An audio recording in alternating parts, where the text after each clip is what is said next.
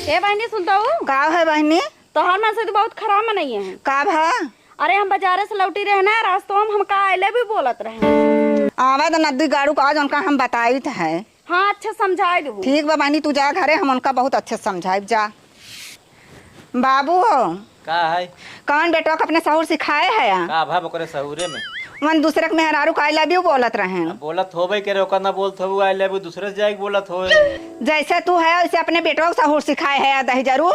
तो जा तो ही सिखाए ना। आज उन्हें नदी गाड़ू कैसा सहूर सिखाऊ ना, वो बढ़िया सीखू जाई हैं। भाऊजी के डंडा उंडा तू खड़ी हो?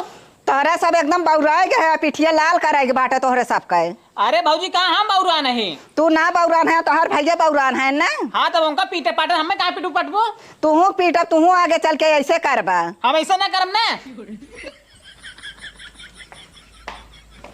का हो करेजा, तू कहाँ सा